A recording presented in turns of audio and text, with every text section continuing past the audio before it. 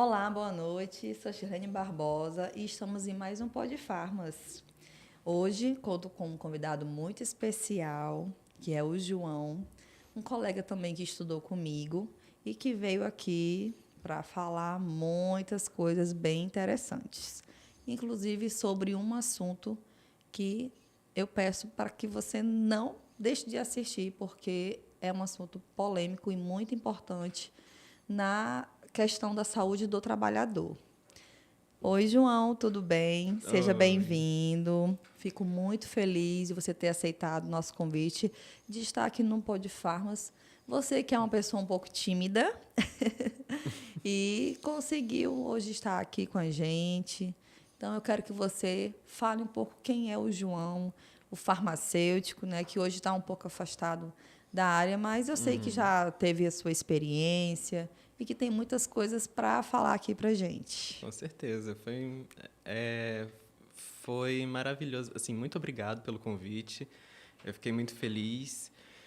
E, bom, o João, ele é um farmacêutico, está formado e atua no mercado já há 3 anos, indo para 4. Agora eu estou um pouco mais afastado de drogaria, eu estou atuando mais em perícia agora. Hoje, a minha fonte de renda vem da perícia apenas. Olha que interessante. Menina, estou impressionada. Agora, me diz uma coisa. Na época da faculdade, como é que foi assim? Você escolheu fazer o curso de farmácia?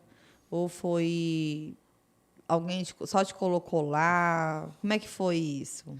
Então, a farmácia foi uma experiência divertida. Eu tinha... quando eu fiz 18 anos, eu fiz o Enem, eu queria fazer direito, só que direito, né, é um curso dos mais concorridos. Então, eu não passei porque tinha muita gente. E, e aí minha mãe falou: "Olha, já que tu não passou no que tu queria, bora lá para Bolívia, bora fazer medicina". Eu falei: "Tudo bem". Aí eu fiz medicina ainda por um tempo.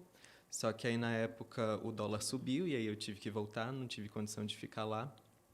E aí quando eu voltei, eu estava meio perdido, sem saber muito bem o que fazer. Então, eu tive a oportunidade de fazer de novo vestibular para farmácia, que eu já tinha feito antes, na época do Enem. Eu tinha passado, só que não quis fazer. E aí, como eu tive de novo essa oportunidade, eu passei. Eu falei, bom, agora vamos fazer, né? Vamos abraçar com unhas e dentes e, E vamos lá. e vamos E lá. foi muito legal, porque eu me encontrei na farmácia. A farmácia, quando a gente começou o curso, eu me vi fazendo aquilo que eu queria fazer quando eu era criança, porque eu dizia que eu queria ser cientista. E a gente nas aulas, ali no laboratório, fazendo os experimentos, a gente estava fazendo tudo que eu imaginava que um cientista fazia quando eu era criança. Então, eu gosto de dizer que foi o destino que me levou até o curso de farmácia. Eu acho que, mesmo se eu não tivesse ido para a farmácia, o destino ia dar algum jeito para me levar de volta para esse caminho. Olha só que bom. E, João, na época da faculdade, você era só mais estudante? Você trabalhava? Como é que foi assim essa tua jornada ainda de estudante, né? Porque o curso de farmácia são 5 anos bem intensos, né? E para completar, nós ainda enfrentamos a pandemia. O que você tem a falar sobre toda essa fase? Então, eu até tentei entrar na área da farmácia já enquanto a gente estava na graduação, só que eu não consegui. Eu até teve uma professora nossa, se eu não me engano foi a Yasmin, ela falou: "João, faz o seguinte, vai nos teus colegas que tu sabe que trabalham no RH, pede para eles, ajuda para eles". Eu tentei, não consegui do mesmo jeito, mas também tudo bem. Eu acho que tudo se encaminhou para um final melhor, porque quando veio a pandemia, a gente já estava ali naquela época do TCC, Aí, é tanto que eu não sei se você lembra, mas eu mandava mensagem falando, gente, vai ter reunião, não vou poder ir, porque 2 das 3 pessoas que moram comigo são do grupo de risco, que é o meu pai, que é idoso, e meu irmão, que tem problema respiratório. Então, sempre fui muito cauteloso nesse nível, e eu acredito que essa cautela que eu tive, eu não poderia continuar tendo ela se eu estivesse inserido no mercado de trabalho já nessa época. Sim, porque eu que estava à frente já, né, na época da pandemia, eu trabalhava já em drogaria. E o negócio era loucura, Eu imagino. sabe? Eu peguei desde a época do balcão, né? Eu era balconista. Quando eu virei farmacêutica, a gente ainda estava no meio da pandemia. Tanto que a minha colação de grau foi sozinha. Eu colei grau sozinha, colação de grau especial.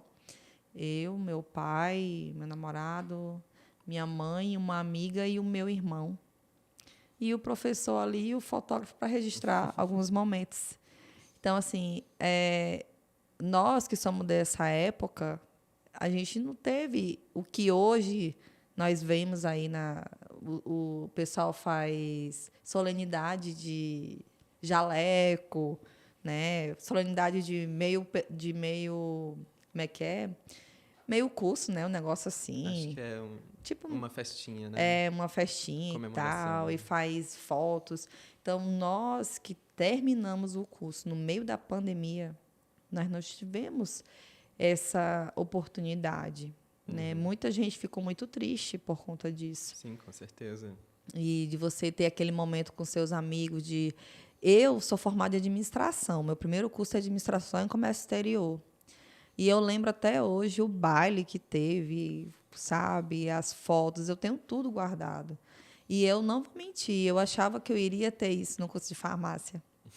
Porque hoje o curso de farmácia é o meu curso, é onde eu me encontrei também, sabe, João? Uhum. Mas, infelizmente, eu não tive essa oportunidade, assim como você também não teve, Sim. né? E na pandemia, João, eu adquiri uma ansiedade fora do normal. Eu tive medo de morrer. Uhum. Você, assim. E olha que eu também ficava dias. Eu não passava nem perto lá da casa da minha mãe, da minha avó, porque minha mãe é do grupo de risco, minha avó idosa, grupo de risco também. E eu ficava com muito medo de ir. E eu entendo perfeitamente, né? A gente teve alguns embates. Nós éramos do mesmo curso do TCC. E era muita choradeira, É, e era muita reclamação, porque era muita pressão, né, João? sim. Muita. Uhum. E o que você tem a falar dessa época? Então, eu não digo que eu tive medo. Eu digo que eu tive uma preocupação muito grande, justamente por causa da minha família, né? Eu não queria é, hum, trazer mal nenhum para dentro de casa. Então, eu tive essa cautela bem grande, mas a gente sempre corre risco de vez em quando, né? A gente tinha que ir no mercado, buscar, comprar comida, a gente tinha vezes que a gente precisava sair de casa. Então, sempre com a máscara, claro, Um álcoolzinho. álcool sempre, mantendo distância das pessoas. Eu lembro até que uma vez eu estava no mercado, estava passando as minhas compras, e aí uma menina ela chegou muito perto. Aí dá aquele, sabe, aquele sustinho que a gente se afasta. Sei. Pois é. E se escutasse alguém tossindo, meu Deus, Nossa, já dava um pânico. todo mundo. Gente, era complicada essa fase. Foi uma fase muito complicada e eu vejo que nós somos muito vitoriosos, né? Apesar de algumas pessoas perderam alguns entes queridos. Eu não vou Uhum. mentir, eu perdi um tio, perdi amigos maravilhosos, né? Deus o tenha. Mas Deus ainda nos deixou aqui para que a gente continuasse a nossa missão, né, Com João? certeza. João, e quando você que você teve essa oportunidade de você ir trabalhar como farmacêutico, né, que já era aquele sonho que você tinha quando era Uhum. criança, né, da questão ali de ser o cientista, porque o farmacêutico, ele é o cientista. Eu entrevistei a Rani, e ela é da Magistral, e ela falou uma coisa muito interessante, que a farmácia magistral ela está muito vinculada à questão da pesquisa. É o tempo inteiro sempre estudando, né, atrás de novos aditivos, novas fórmulas, entendeu? E quando você teve a oportunidade, não foi na magistral, mas você foi para a drogaria, que é para ter aquele contato com as pessoas, né, conhecer mais do mundo dos medicamentos, porque na faculdade a gente não conhece muita coisa. Exatamente. Como é que foi esse teu início? Então, eu procurei trabalho depois que eu me formei. Eu fiquei 6 meses procurando. Eu fiz algumas entrevistas, mas depois de 6 meses, uma empresa me chamou. Foi a que a gente trabalhou junto, Sim. inclusive. E, assim, eu não tinha muitas expectativas. A única coisa que eu tinha em mente era: eu preciso entrar no mercado de trabalho, porque eu sei que depois que eu entrar, o resto vai vir. É. Então, assim, eu entrei lá de coração aberto para dar o meu melhor, e eu dei o meu melhor. E eu fico muito feliz porque lá é um lugar que eu tenho muita gratidão, porque me ensinou tudo que hum, eu podia imaginar que eu foi Do mundo dos medicamentos, né? A questão. exatamente, foi assim um treinamento. Eu gosto de dizer que eu entrei no melhor lugar para começar, porque foi realmente um treinamento muito bonito que tivemos, um carinho muito grande com o pessoal de lá, assim, guardo no meu coração mesmo a experiência que foi. Olha, que bom. E a Rani até comentou que primeiro nós fazemos o curso de farmácia, a nossa segunda faculdade é bom sempre ir para uma drogaria, Uhum, porque na drogaria ela abre portas, ela amplia mais o teu conhecimento. Ali você vê se realmente você está, se é aquilo que você quer mesmo, de ter o contato dia a dia, né, com o paciente, com o cliente, né? Porque a pessoa que vai na drogaria, ela quer ajuda. Ela não isso. está bem, por isso que ela vai ali para buscar uma ajuda. Quando você começou, a gente fica meio assim com um pouco de receio, de não saber indicar e tal. Às vezes fica observando um pouco aquele balconista que é um pouco mais experiente, porque tem os balconistas bem experientes, né, que eles têm já um conhecimento ali, é um conhecimento empírico, mas que ajuda. É incrível isso, né? Como é que foi assim? Você teve uma boa relação com o balconista, com as pessoas que você trabalhou ali? Com certeza, os balconistas que eu me sinto muito sortudo por isso, que eu nunca tive um balconista que de fato batesse de frente, sabe? Todos foram sempre muito amigáveis, sempre todos muito abertos para me ajudar. A maioria era mais experiente do que eu, então sempre quando eu tinha dúvidas eles esclareciam também. Quando eles tinham dúvidas eles me perguntavam sobre medicamentos, isso era muito legal. E eu acho que uma das memórias que eu guardo bastante, com muito carinho, foi a primeira vez que uma cliente ela voltou. Eu nem lembro mais qual foi o medicamento que ela pediu, mas ela mostrou alguma lesão assim, ela pediu uma indicação de algum medicamento. E aí quando ela voltou e ela falou: "Oi, eu voltei só para te agradecer porque o que você me receitou funcionou e eu tô muito melhor agora." E aquilo deixou meu coração tão quentinho. É muito bom, né? Quando nós temos esse carinho e esse reconhecimento, porque nós que somos da área da saúde, às vezes nós não estamos bem, mas nós estamos ali para dar a assistência que é para dar, né? Você que veio da drogaria, igual eu, hoje em dia, o que é que você vê, por onde você passou? Você acha que o farmacêutico, ele exerce sim um papel de farmacêutico, que é dar assistência farmacêutica, ou ele virou um mero vendedor também? Questão das metas, essas coisas. Eu acho que um pouco dos dois, porque depende muito do fluxo, depende do momento. Depende de quanto tempo você tem ali disponível para ficar com aquele paciente, com aquele cliente. Porque farmacêutico, ele faz muita coisa. E aí, quando ele está no balcão, ele está atendendo, mas se tiver 15 pessoas na fila, ele não pode ficar perdendo tanto tempo assim. Então, Então, isso dá uma certa pressão, né? exatamente. Então, quando você precisa explicar, olha, você vai tomar esse remédio assim, assim, assado, nesses horários não pode mudar. Você quer falar mais, você quer explicar direitinho para que não fique nenhuma dúvida, mas às vezes você não tem esse tempo. E aí acaba que se torna um atendimento um pouco mais corrido, né? Às vezes tem cliente que ele tem um pouco de dificuldade ainda de entender, principalmente quando são clientes idosos, né? Eles têm um pouquinho mais de dificuldade, ou quando não sabem nem ler, né, também. Às vezes, eu desenhava para distinguir o que é o dia, o que era a noite. Então, o farmacêutico, nós temos, a gente passa por várias situações, né, que nós temos que ter um jogo de cintura para poder atender da melhor maneira possível ali o cliente. Mas, às vezes, é tão corrido que você realmente quer dar um atendimento com qualidade, mas não pode perder tanto tempo ali, né? Ficar ali preso só com aquele cliente, né? Porque já tem uma fila ali te esperando. E eu lembro que na pandemia acontecia muito isso. Eu imagino. Na pandemia eu passei muito por isso. Então era atendimentos que se tornaram um pouco robóticos, né? O cliente já, tô com sintoma de Covid. Aí tu já sabia o protocolo, pronto, entendeu? Ou então já trazia a receita, o medicamento já estava, bem dizer, perto.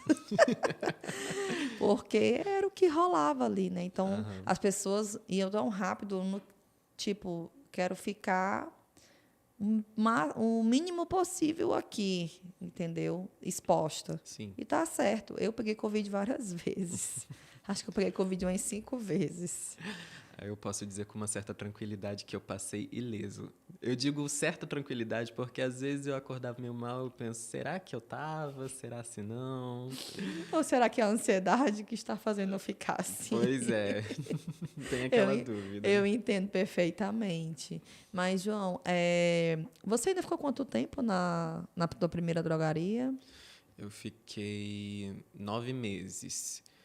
Enquanto eu estava lá, o nosso chefe, um querido também, ele me indicou para o seu Osmar. Ele estava precisando de um farmacêutico porque o dele tinha sofrido um acidente ou alguma coisa assim. E aí ele teve que se ausentar Por alguns dias, por tempo, um né? Um mês. mês. Mas ele acabou ficando 2. Aí o nosso chefe ele me indicou para trabalhar lá na drogaria do seu Osmar, drogaria universitária, que também é um lugar maravilhoso. É uma equipe de muito carinho. Eu adoro muito lá. E o seu Osmar, ele é muito conhecido, né? Com certeza. Quem não conhece o senhor Osmar, Aqui né? do Acre, nossa. O seu Osmar, todo mundo, meu Deus, ouvi falar muito do seu Osmar, principalmente na época da pandemia, né? Eu tenho até uma amiga, não sei se ela ainda trabalha lá, um amorzinho de pessoa, uma farmacêutica. E é legal porque ali também é uma escola, né? Ali no seu Osmar. E fora que era perto da tua casa, né? Sim, Você, pertinho ali. você mora no universitário ainda? Exato. Olha aí. E, João, e quando você, nesse período da questão da burocratização, o que é que você tem a dizer, assim, hoje em dia, começou a melhorar a questão da burocratização, né? Estão tentando melhorar a questão das receitas, né? A lei em relação à escrita do médico tem que ser uma coisa mais legível, né? Mas, assim, a questão do tempo que nós temos para poder enviar as receitas, aquelas coisas. Como é que você conseguia administrar isso, né? Que foi essa... Ou você não teve muita essa experiência, que isso é mais para o responsável técnico, na verdade, né? Isso. Mas o assistente dá uma forcinha ali, né? Não devia, mas a gente acaba dando, né? Acaba dando. A gente ajuda. Então, essa experiência de RT eu só tive lá na drogaria universitária, que eu estava no lugar do RT. Então, eu precisava dar baixa na receita, precisava atender. Então, Lá era bacana, eu achava bacana porque a gente tinha uma certa liberdade a mais, apesar de ser muito corrido. Tem um tempinho, vai para a sala do farmacêutico, começa a digitar as receitas. Aí chega alguém para aplicação, vai lá aplicar. Vai lá aplicar. Nossa, lá foi uma escola para mim em quesito de aplicação. Olha, o que eu aprendi na nossa empresa de medicamento, eu aprendi lá de Dos aplicação também. injetáveis, Exato, né? porque lá não Endovenoso. para. É o tempo inteiro, né? Aham, eu já cheguei a. Teve um momento em que eu estava aplicando, eu saí da salinha um instantinho só para chamar o próximo, tinha 20 pessoas aguardando. Minha nossa! Tudo para aplicação. Então, lá foi. Eu aprendi de tudo sobre injetáveis, apliquei de tudo também. Foi lá que eu perdi o medo de fazer medicamento injetável. Nas pessoas, porque tem que ter um cuidado, né, muito grande. Com certeza, e uma orientação também. Às vezes você está ali preparando o medicamento e aí você tem que ficar conversando com o paciente, ver o que ele está sentindo direitinho, falar, olha, você não pode fazer isso, você não pode comer esse tipo de comida, tomando esse medicamento aqui você vai fazer assim, assim, assado. Sim, sim, dando toda aquela orientação que é necessária. Não só pegar o cliente, botar lá dentro do ambulatório e ser aquela coisa, Exatamente, não olhar nem na cara dele não vai adiantar de nada se aplicar. Porque ele vai sair, ele vai tomar o que ele não devia tomar. Também, eu sempre gostei muito, quando eu era de drogaria, que eu ia fazer os injetáveis, eu conversava, mas o que é que você tem? E, às vezes, o cliente, ele vai para resolver um problema, aí, quando tu percebe, ele já está falando outros e outros e outros problemas. Uhum. E, às vezes, eu chegava até a descobrir, olha, se você tem esse problema, não é legal você tomar esse.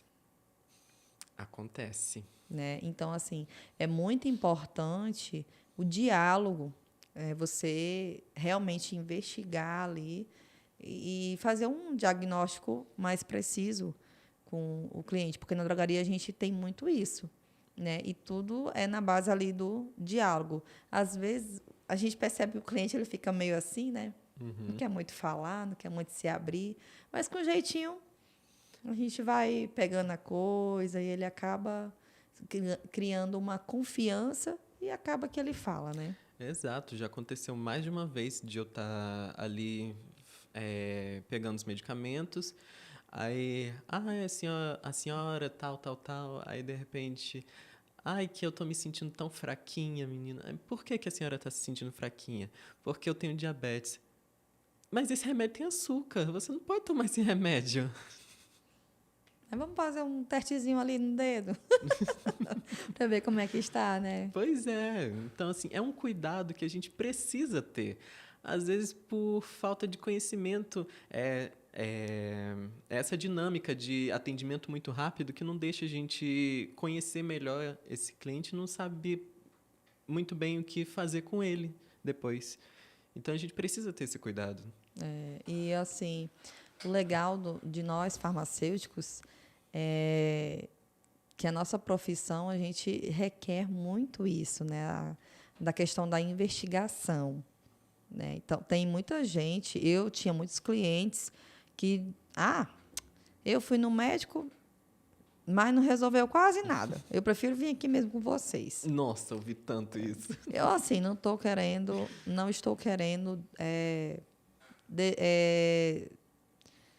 minimizar o médico, não é Com isso, certeza. né? Até porque há profissionais e profissionais. Mas quem é de drogaria, nós escutamos muito isso, sabe? Várias vezes eu escutei relatos de clientes de falar de forma decepcionada de atendimentos, né, com colegas, né, aí da medicina. Mas ninguém sabe o porquê, né, daquele atendimento de ter sido ruim. Uhum. A gente também, às vezes, não sabe até onde há uma veracidade de fatos do que o cliente fala. Então, tem todo aquele cuidado, né? Aquele olhar. Com certeza.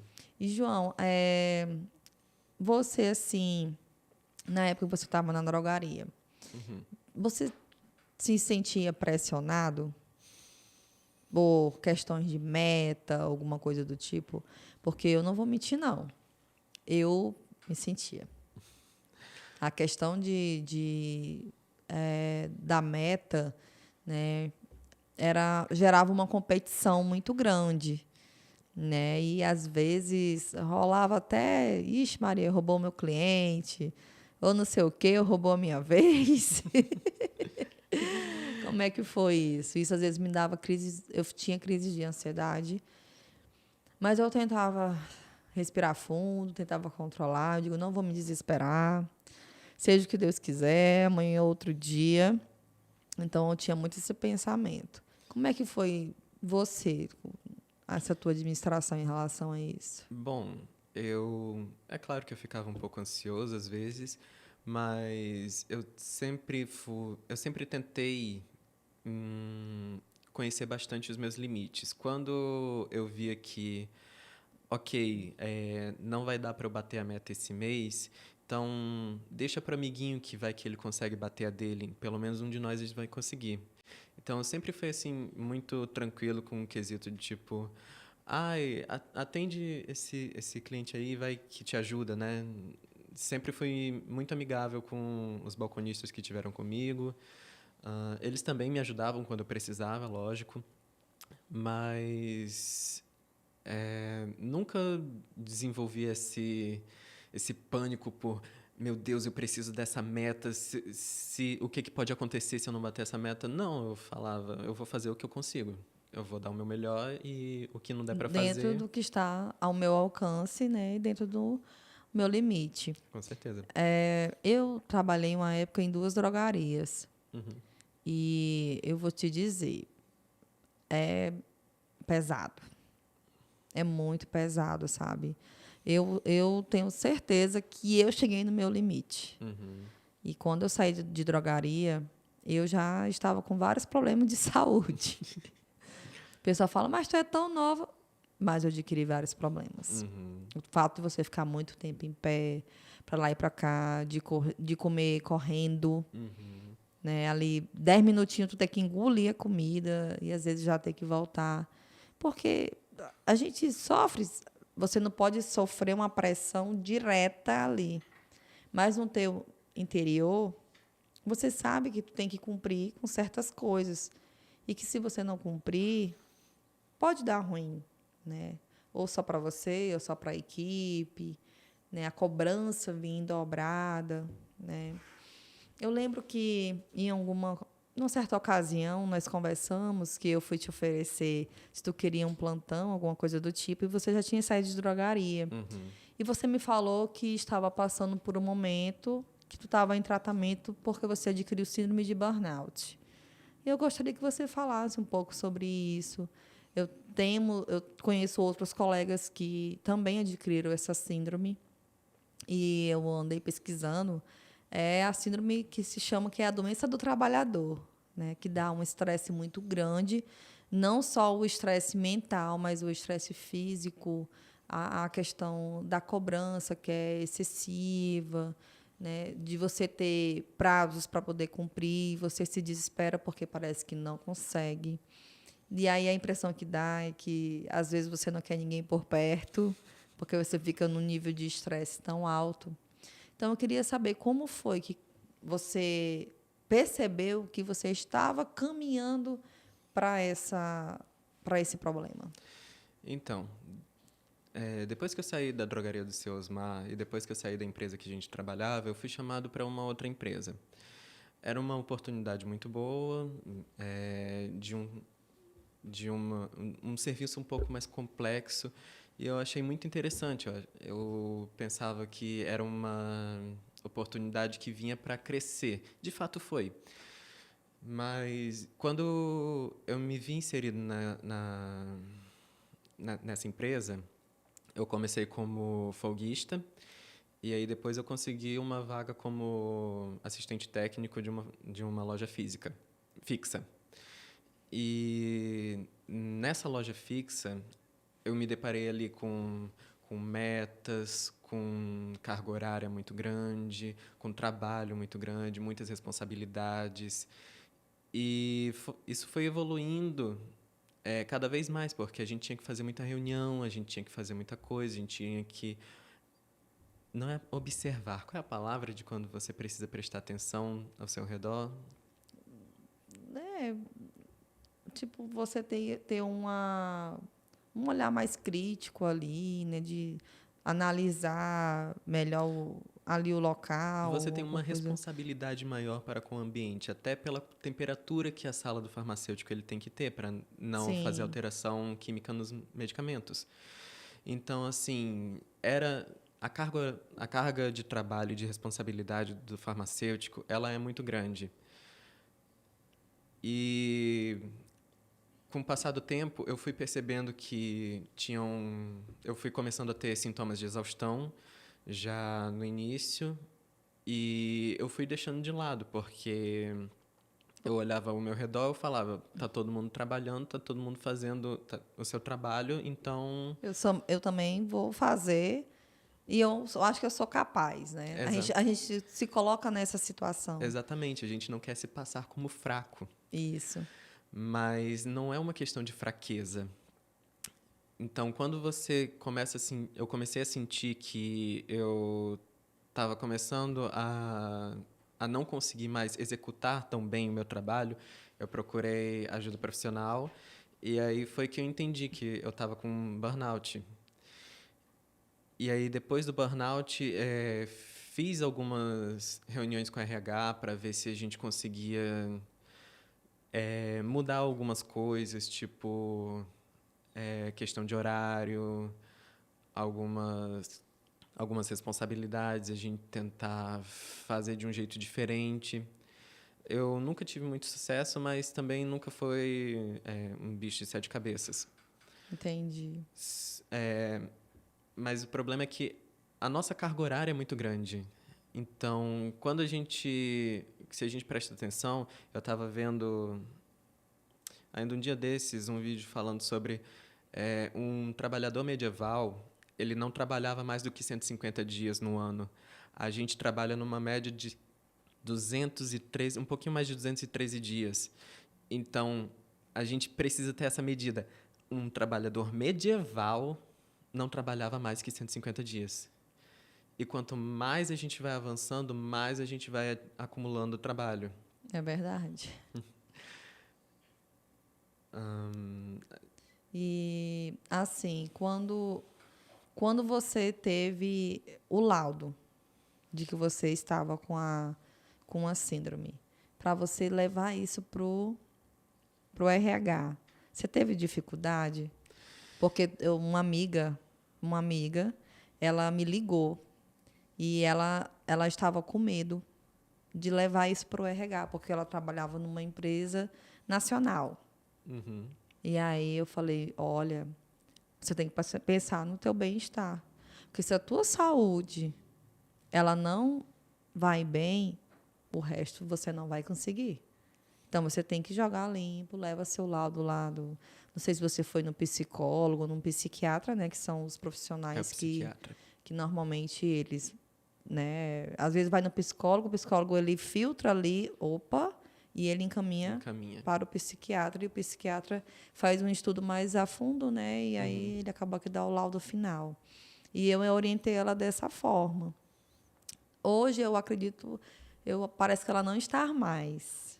E ela disse que ia procurar cuidar da saúde dela porque ela estava numa exaustão muito grande e ela também falou da questão da carga horária excessiva, da questão de cobrança, de bater meta, essas coisas que era uma coisa assim que era demais, era uma cobrança muito, sabe? Uhum. E às vezes não podia contar muito com a equipe, né?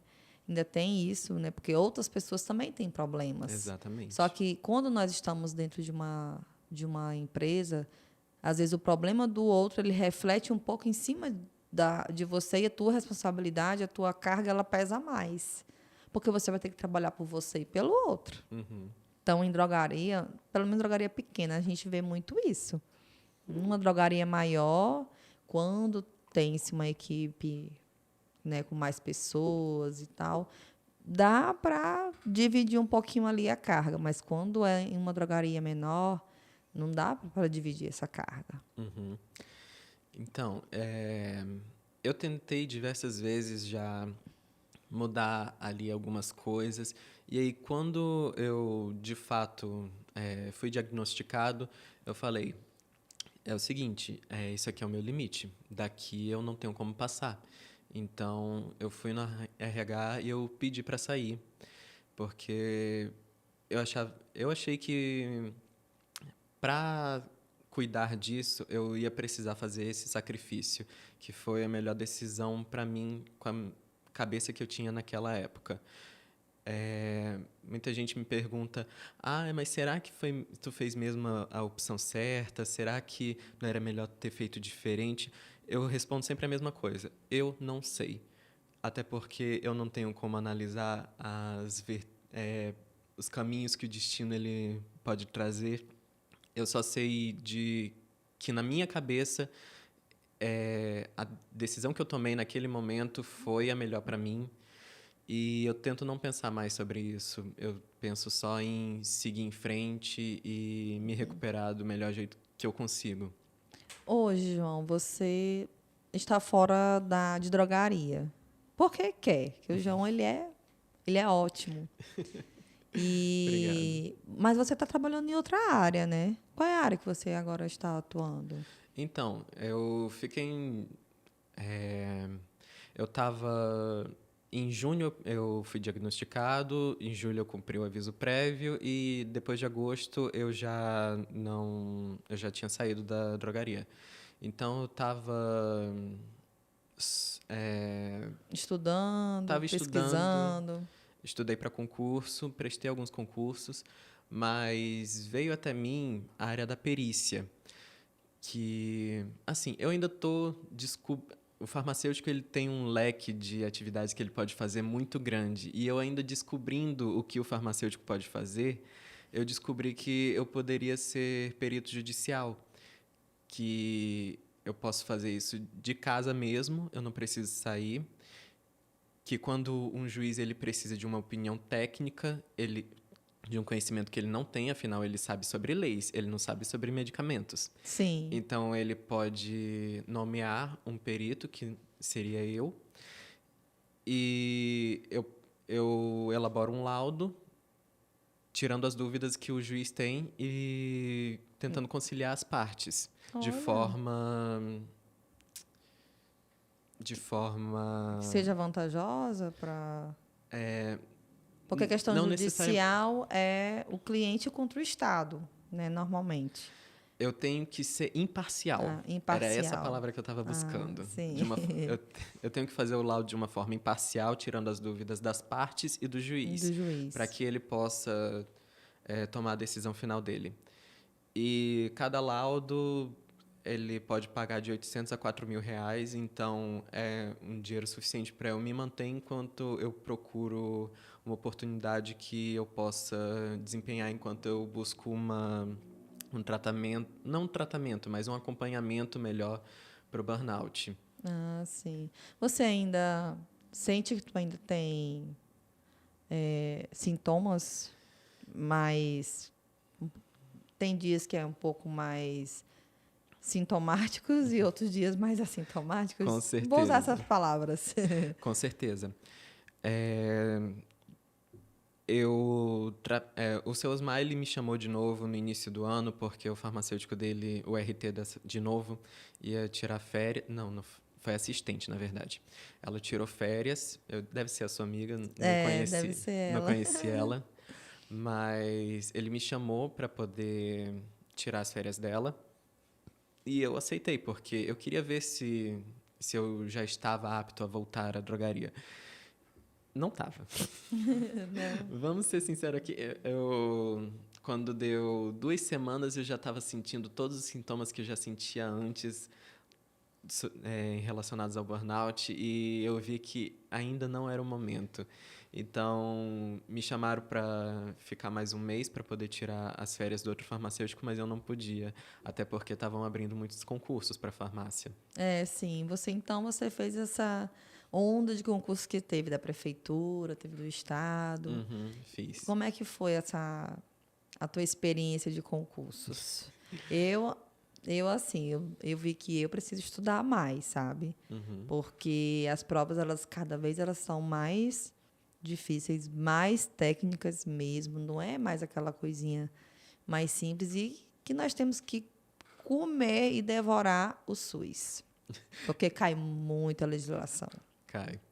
Principalmente para farmacêutico, né? Farmacêutico Isso. está sempre ali flertando com a legislação, porque absolutamente qualquer coisa que o farmacêutico faça de errado pode levá-lo preso. Às vezes, chegava cliente para mim na farmácia, por favor, me vende esse medicamento sem receita, porque eu estou precisando muito.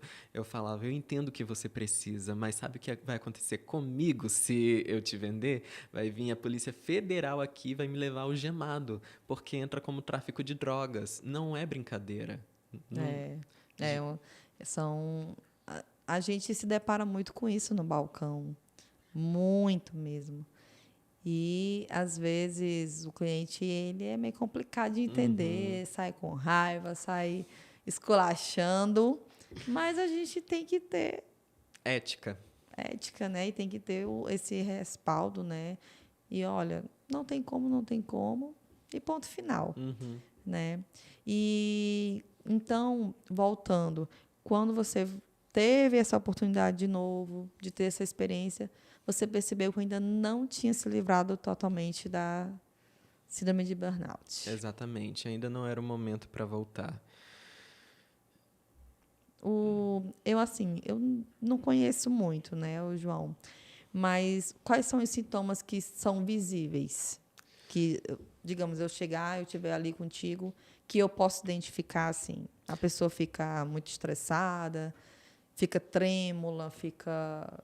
Como é que ela fica, assim? Eu posso falar dos sintomas que eu tive. Visivelmente, eu não tinha linha de raciocínio. Às vezes eu estava com um cliente no balcão tentando explicar do melhor jeito que eu conseguia sobre o medicamento, mas eu não conseguia concluir o raciocínio, sempre me perdia, sempre ficava dava aquele branco, né? Mas não era aquele branco de um jeito normal que a gente tem de vez em quando.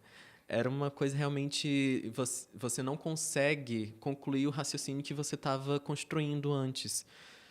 Eu também tive alterações de humor, claro que não na frente de clientes. Sim, nos clientes a gente tem que tentar ao máximo se prender e, meu Deus, segurar a peteca, né? Com certeza. E, eu estava exausto em vários momentos. Eu fazia academia, eu tive que sair da academia porque eu não estava dando conta de conciliar as duas coisas. Então, cada vez mais eu dormia, mas eu não descansava.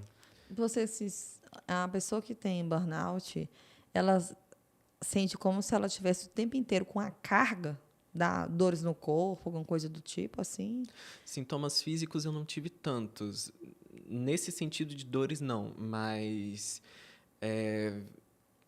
chegou um momento em que todas as manhãs, antes de começar a me arrumar para ir para o trabalho, eu tinha uma crise de ansiedade. Então, você sabe que você tem um papel a desempenhar ali, que as pessoas estão contando com você, mas... E você vai, assim, no empurrão mesmo. Você vai empurrando com a barriga, porque tem gente contando com você. E você não pode abrir mão disso também.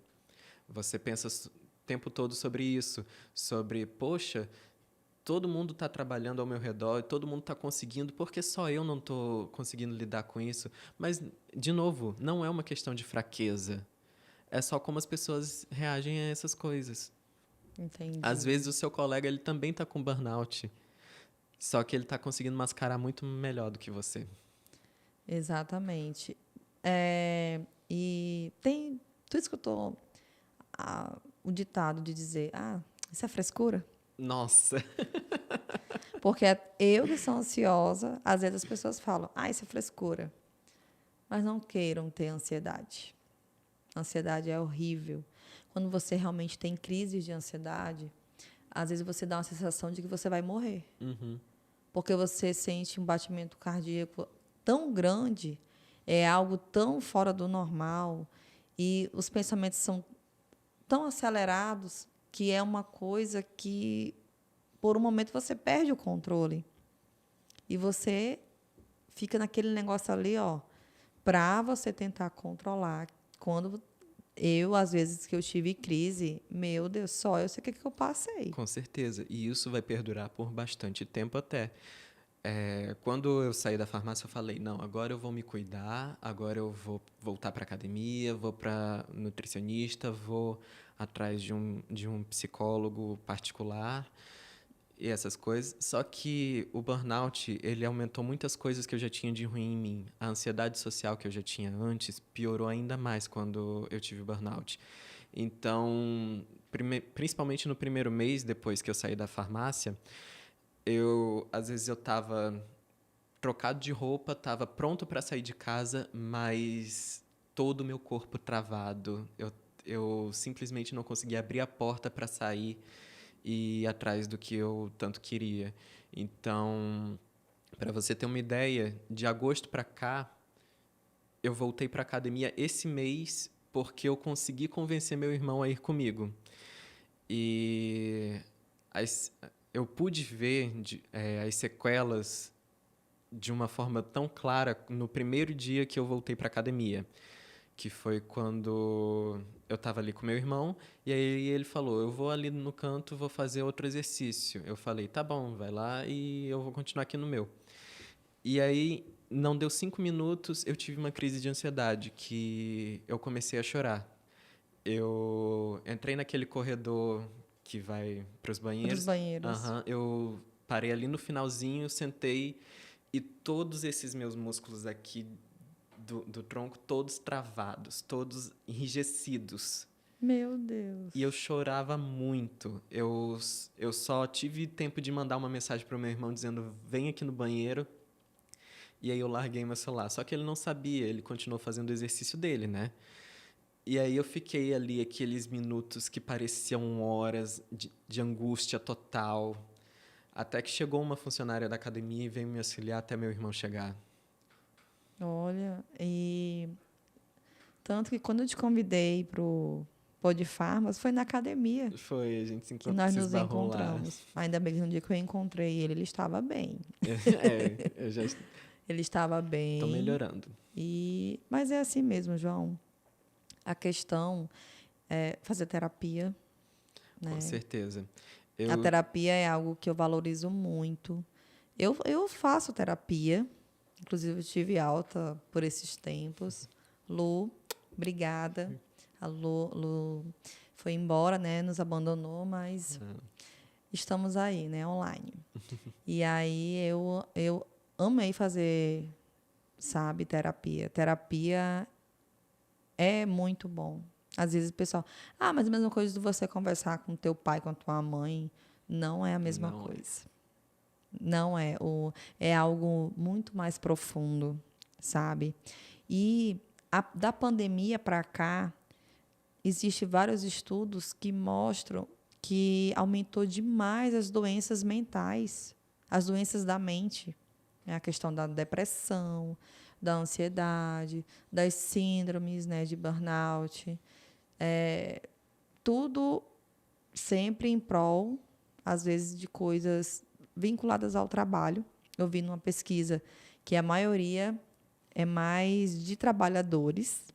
Depois vem a questões de responsabilidade da casa, entendeu? Então, as pessoas elas têm que procurar cuidar da mente. Porque se Exatamente. a mente não está alinhada, tudo fica mais difícil para você dar os outros passos e seguir. Uhum. Eu tive um apoio muito bom porque depois que eu saí da farmácia, eu procurei ajuda no CAV, é o Centro de Apoio à Vítima do governo. E eles atendem pessoas vítimas de violência sexual, violência doméstica e pessoas do espectro LGBT. E aí, lá no CAV, eles me encaminharam para ter um acompanhamento psicológico na UFAC. E a UFAC, quando eu comecei a... relatei que eu sempre tive crises de insônias periódicas, mas eu também tive... Pode falar sobre suicídio? Pode. Eu também estava tendo essas crises de insônias e também estava tendo pensamentos suicidas. Então, eles me encaminharam para ter acompanhamento psiquiátrico no CAPS. Só que, quando eu cheguei no CAPS, infelizmente me informaram que eles estavam sem psiquiatra e eu fiquei sem acompanhamento nesse sentido. Mas eu tive acompanhamento pela UFAC até antes da greve. Inclusive, se você quer acompanhamento psicológico, você pode ir no CAPS. Eles fazem a escuta assistida. Você pode ir de segunda a quinta, de 7 a meio-dia, se não me engano. Não precisa marcar horário, é só chegar e falar: eu quero falar com o psicólogo, e você vai ser atendido. Olha, que coisa boa, porque muita gente às vezes me procura e pergunta. Uma época, quando eu comecei terapia, eu fazia de graça na Uninorte. Uhum.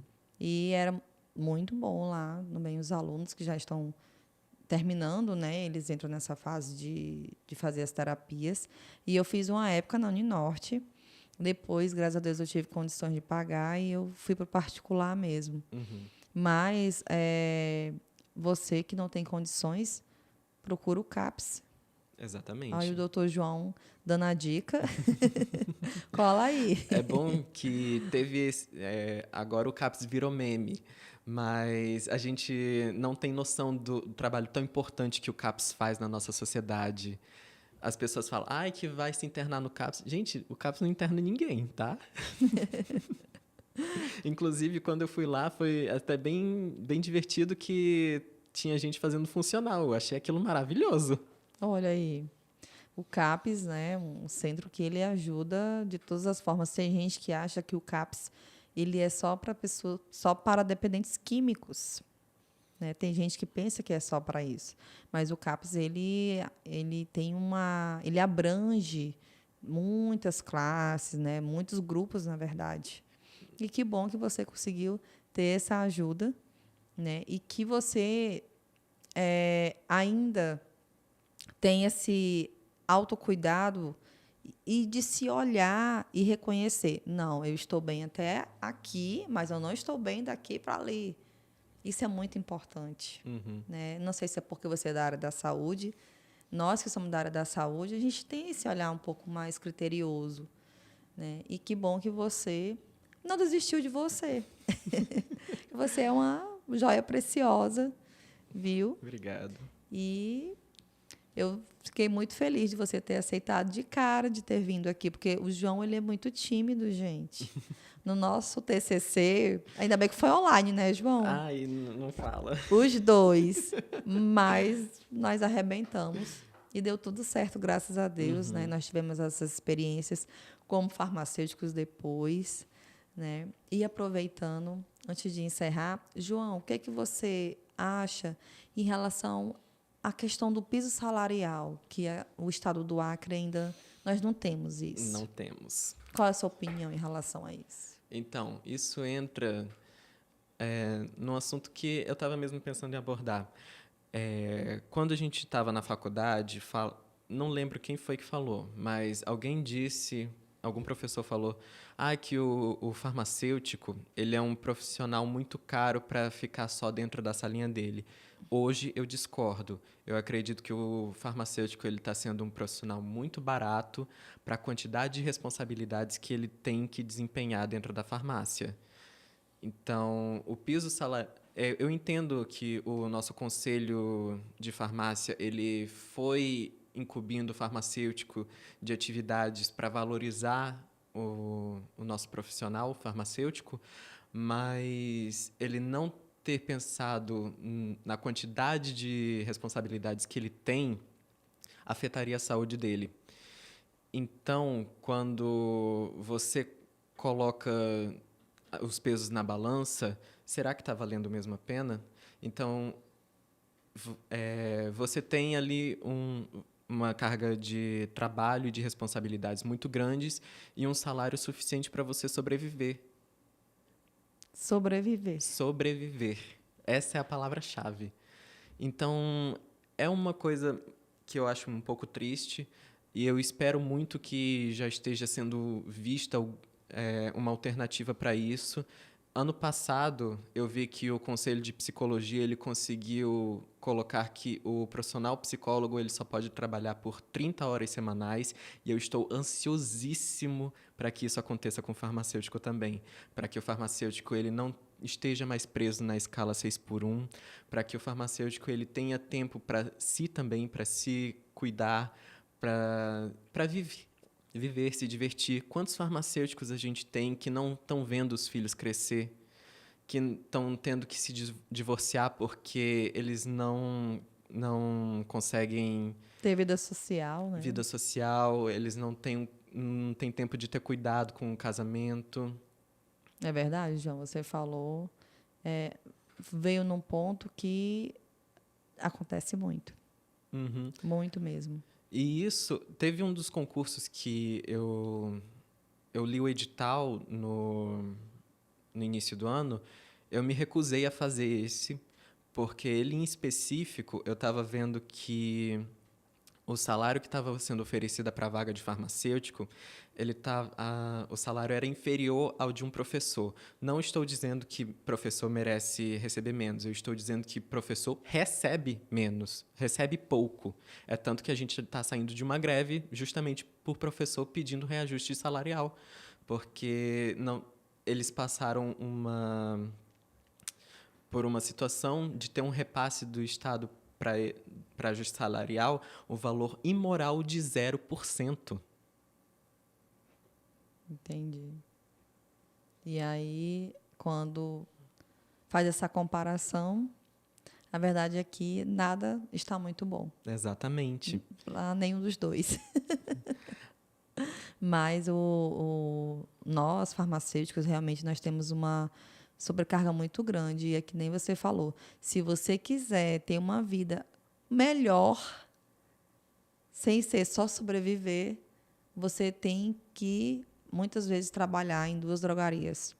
Ou, dependendo da drogaria, você trabalha num horário que só te prende ali, você não ganha muito e você não tem chance de também trabalhar em outro lugar se você quiser, porque você fica literalmente preso e vinculado àquele local. Exatamente. E aí, realmente, nós passamos por esses tipos de situações. Eu também oro e espero que um dia nós possamos realizar esse sonho, né? O sonho. Uhum. Eu que fui aí no ano passado, me candidatei e rodei em inúmeras drogarias. O que mais eu ouvia falar era sobre o piso salarial. Apesar que o piso salarial, como eu já falei anteriormente na entrevista da Rani, não é bandeira do conselho, é uma bandeira de sindicato. Então, nosso sindicato ele tem que funcionar para que haja as negociações. Né? Eu até convido, sempre falo, colegas, não vamos só reclamar, mas vamos atrás, né? Vamos procurar nossos direitos, ver o que a gente pode fazer, o que pode melhorar, tentar unir a classe. Isso é uma coisa que eu gostaria muito de ver, que é a união da nossa classe. Porque quando eu estava nessa drogaria, que eu comentei antes, teve um momento em que, assim, já com o estágio já encaminhado do burnout, eu só não sabia, teve um momento em que eu sempre folgava no primeiro domingo do mês. E aí entramos num mês que teria 5 domingos. Então, eu folgaria o primeiro e folgaria o último, porque homem não pode trabalhar 4 domingos seguidos, mulher não pode trabalhar 3. Isso. E aí, nessa situação, eles trocaram a minha folga do primeiro domingo para o terceiro. Assim, eu não iria folgar 2 vezes no mês, 2 domingos. E isso me deixou extremamente chateado. É tanto que eu fiz um vídeo para as minhas redes sociais falando sobre o meu descontentamento com isso, porque a gente já tem essa carga de trabalho tão grande, todas essas responsabilidades e aí tiraram uma folga a mais que eu teria. Era um descontentamento muito grande. Então, esse vídeo acabou viralizando. Eu olhei, se eu não me engano, ontem, ele estava com 31,9 mil views. Então, todo mundo da empresa acabou vendo. E os farmacêuticos que trabalhavam comigo, os folguistas e outros farmacêuticos de outras lojas, eles chegaram e falavam para as pessoas que eu conhecia, falavam para os balconistas: eu concordo com tudo que ele falou naquele vídeo, mas eu não teria feito o vídeo. Então, não vai mudar nada. Se você não se posiciona, vai continuar do mesmo jeito que está. Exatamente, porque você usou sua rede social para expor algo que você ficou indignado e que te chateou. A rede social é sua, né? Então, você posta o que você bem entender. E é isso que infelizmente, eu vejo. A nossa classe ela é muito desunida. Uhum. E a gente vê que há um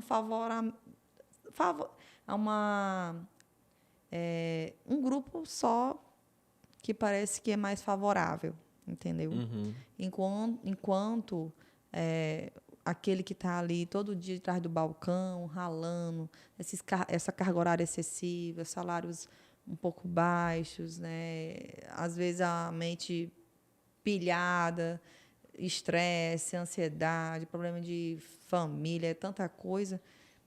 E cadê? O que estão fazendo por esse povo, né? Por essas pessoas, por esses profissionais que estão aí, né? Então, é necessário ter sabe?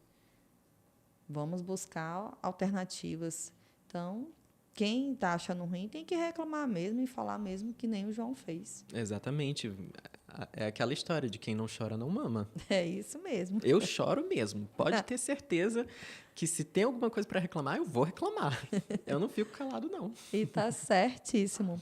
Bom, João, Podifarmas agradece a sua participação. Eu só queria fazer um pedido, na verdade, para nossa classe, inclusive sobre esse assunto mesmo. Se você é um farmacêutico que, por exemplo, o pedido que eu tenho é que se unam mais à sua classe. Se você é um farmacêutico que você tem a sorte de tirar um salário de R$8.000 por mês, você ainda está mais perto de uma pessoa que tira um salário mínimo do que de um milionário dono de indústria. E se alguma coisa te acontecer do jeito que aconteceu comigo, você vai ser substituído em 24 horas, meu anjo. É isso mesmo. Infelizmente. João, agradeço muito. Podifarmas está muito feliz de você ter vindo aqui, ter falado sobre a questão, ter falado mesmo abertamente. A gente gosta assim, nós queremos ver a seriedade mesmo aqui, de você falar dos problemas, né? Você dar a cara a tapa, porque não é todo mundo que quer se expor, entendeu? E o Podifarmas, ele é um canal que ele é nosso, né? Não só do farmacêutico, porque em breve nós vamos começar a entrevistar outras pessoas também, né? Dar oportunidade para outras vozes. Uhum. E a gente quer crescer o nosso canal. E eu fico muito feliz, tá? Nós ficamos muito felizes mesmo por você ter vindo aqui, ter tido essa coragem de ter falado o que você queria falar, tá bom? Eu também estou torcendo pelo crescimento, inclusive eu vou estar acompanhando de pertinho, tá bom? Ai, muito obrigada, tá? Muito obrigada mesmo, que você fique 100% livre de todo mal que queira tomar conta de você, desde já, que caia por terra, que você continue essa pessoa alegre, feliz, um cara muito inteligente, sabe? E é isso. Eu vou tentar. Podifarmas fica por aqui e até a próxima.